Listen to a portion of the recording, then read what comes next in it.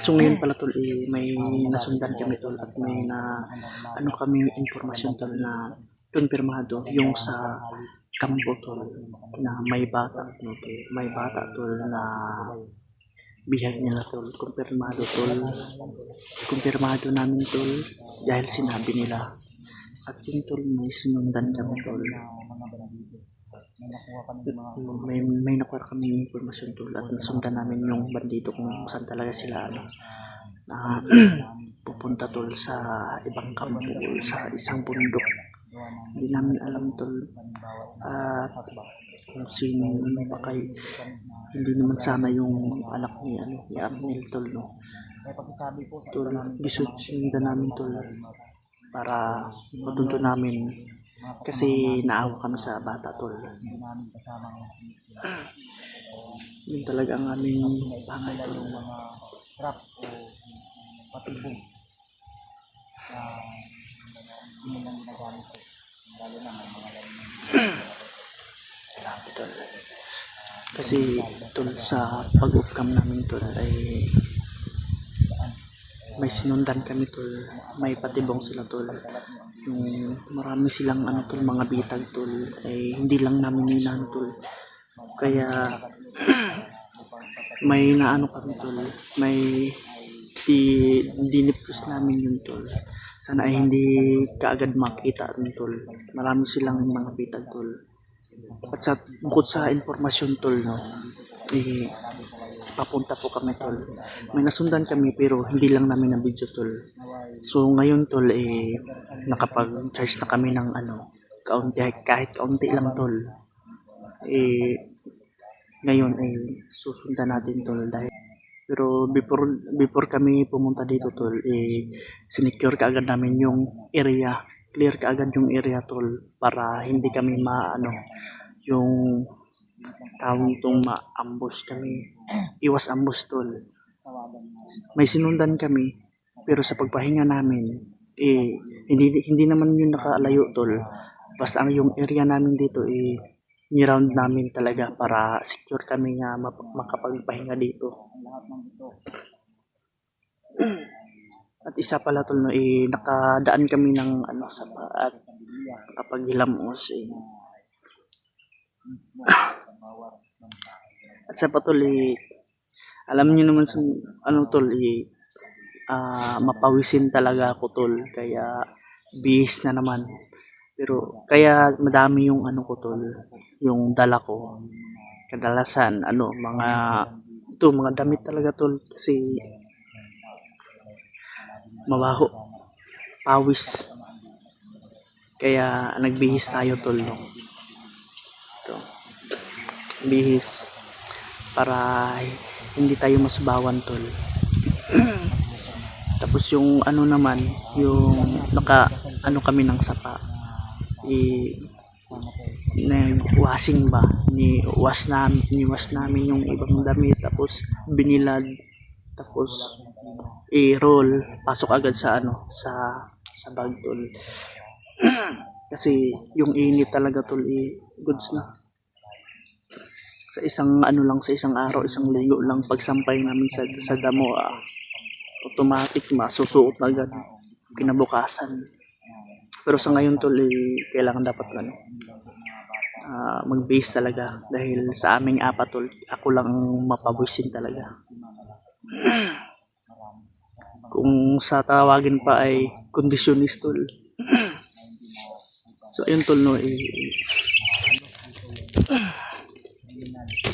tol Dib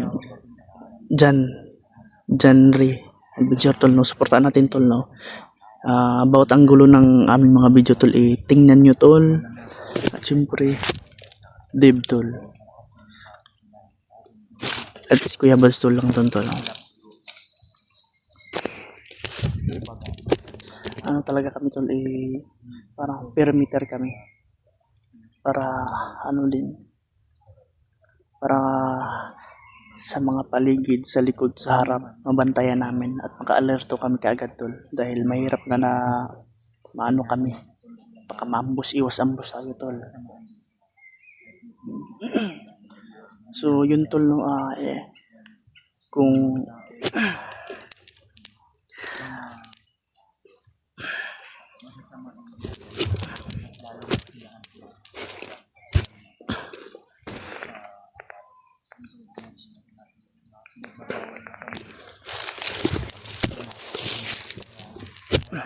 So yun tol no, sana ay yung aming mission ay mapagtagumpayan namin tol.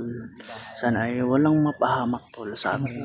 Gabayan sana kami ng ama na maligtas rin at makatulong din sa iba naming kasamahan tol. No, ayat. Tol, pakishare naman tong video tol para makita din ng ibang kasamahan namin tol. Baka alam nila yung location na to or nadaanan nila. Tol, pakishare.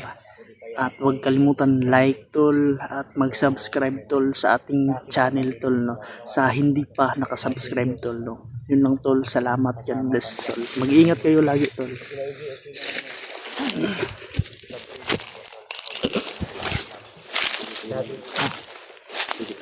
Continue kita sa atong gisundan. Saan to?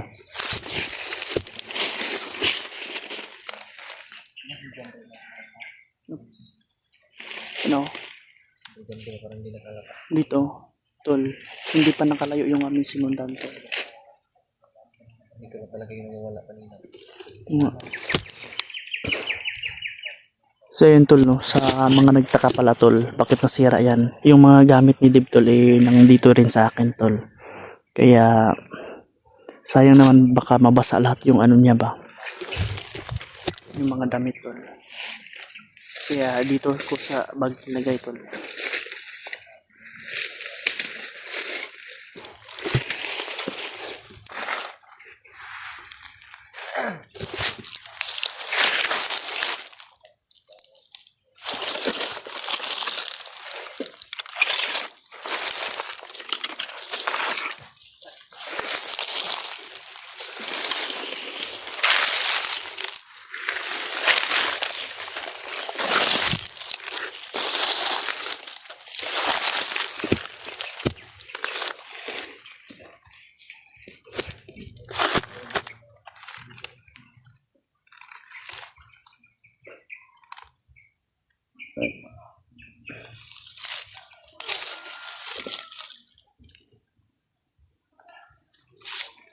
Let's go. Oo nga.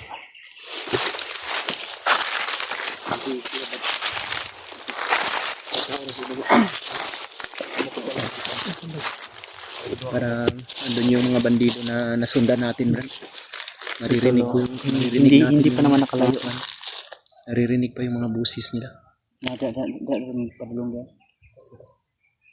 May tao doon sa kanya. Meron din, sir. Bago sa bida na. Ilabak doon siya. Ito talaga yung mga narinig natin na meron talaga silang bihag na Ito yung sinabi ni Lolo Ambo sa atin na huwag natin yung kalimutan. ano nga yun, Brad? Yan. Saka na namin yung sasabihin tol may tamang oras. Sa tamang oras tol dahil critical pa yung ano dito. Lalo na nasa malapit na lang. Yung sinundan namin nasa malapit na lang.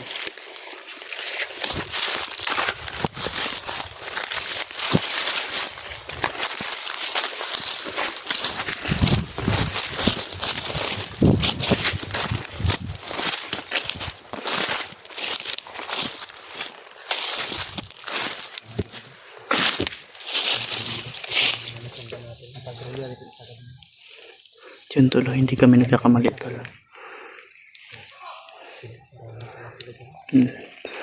Dahil rinig pa namin tol. Hindi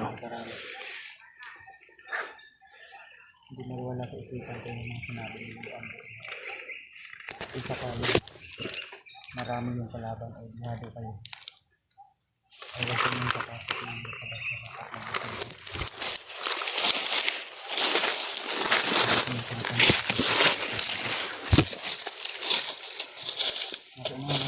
No, bantay. Narabay nilipot niya. Ito ating pinag-usapan na bawat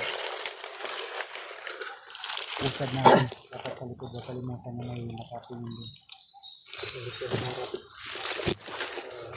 Sa likod, kaliwa at kanan talaga tol.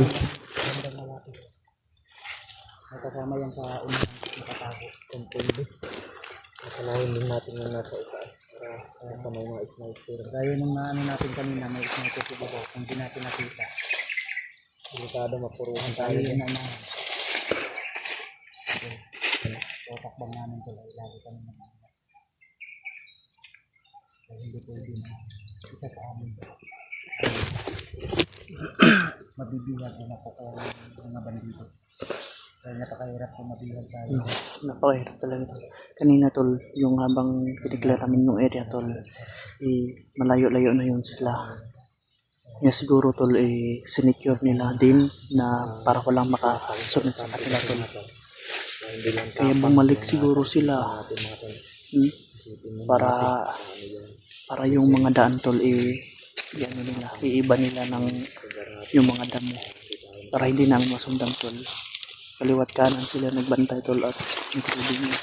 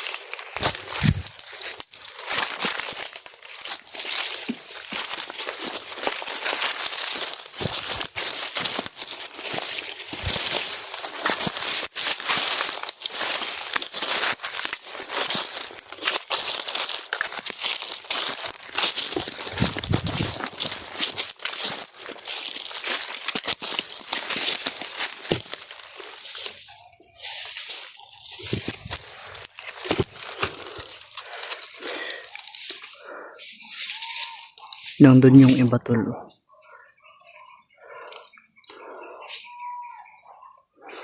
Yung dalawang tol, bumalik para hindi kami para hindi kami masundan tol at baka ilihis nila yung daan, Bumalik lang pala yun para ilihis yung daan. Para masiguro din nila tol, mga matalino na tol, kaya nalang ilihis yung daan.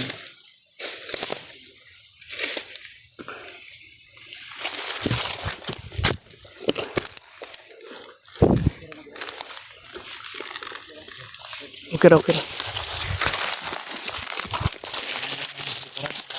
No, secure naman.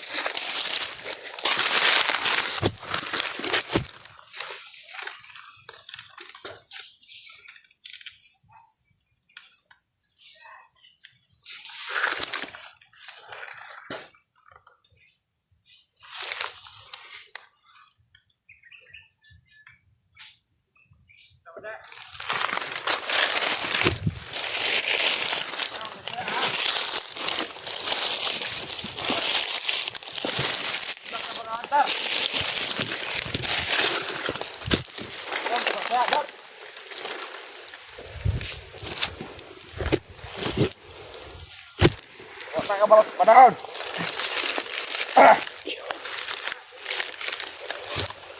Wala ka na, Lord.